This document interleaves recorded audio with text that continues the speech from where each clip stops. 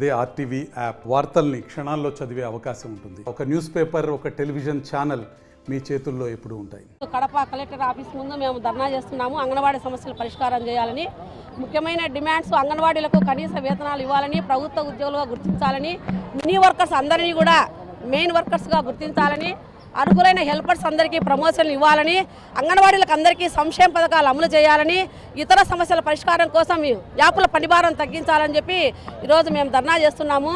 అంగన్వాడీల చేత రాష్ట్ర ప్రభుత్వం ఎంట్రీ చాకరీ చేసుకున్నటువంటి పరిస్థితి. 11,500 జీతం ఇచ్చి రోజుకొక కొత్త పని పద్ధతులు, రోజుకొక కొత్త జీవోలు తెచ్చి అంగన్వాడీ ఇబ్బంది పెట్టే పరిస్థితి వస్తుంది. సెల్లులు ఇచ్చినటువంటి పరిస్థితి, సెల్లులు పని చేయడం లేదు, నెట్టు రానటువంటి పరిస్థితి. అధికారులేమో అన్ని అర్జెంట్ అని చెప్పి వర్కర్స్ను చాలా ఇబ్బంది పెడుతున్నారు. అంతేకాదు రిజిస్టర్స్ సప్లై చేయరు, ఇతర సౌకర్యాలు ఏమీ కల్పించుకోకుండా సెంటర్లకు మౌలిక సౌకర్యాలు కల్పించరు. కానీ అంగన్వాడీలను మాత్రము అన్నీ ఖచ్చితంగా అన్నీ చేయాలని చెప్పి అధికారులు ఒత్తిడి పెట్టినటువంటి పరిస్థితి. సెల్లులు బాగా పనిచేస్తే 100% చేయడానికి అవకాశం ఉంటుంది. పోరాటాలు చేయడం వల్ల యూనియన్ వారు ఇప్పుడు కొత్త సెల్లులు ఇస్తున్నామని చెప్పడం జరుగుతుంది. ఇది సంతోషకర విషయం. అలాగే అంగన్వాడీలకు జీతాలు పెంచాలి మెయిన్ డిమాండ్.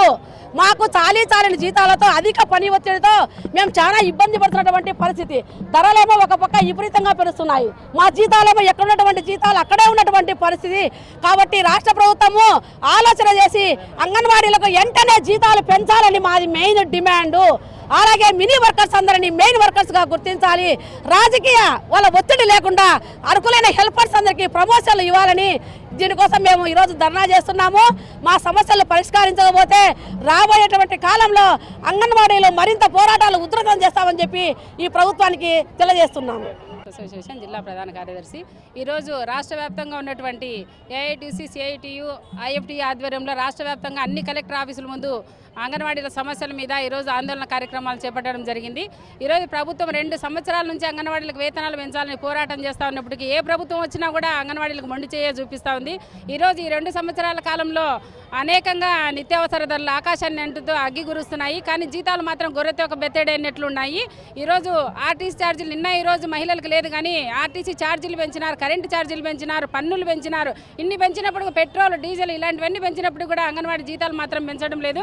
అంగన్వాడీ నిర్వహణ కూడా అంగన్వాడీ కార్యకర్తల ద్వారా జరిపితే ఎప్పుడో 3 నెలలకు 6 నెలలకు మళ్ళీ బిల్లులు బకాయిలు పెడతా ఉన్నారు.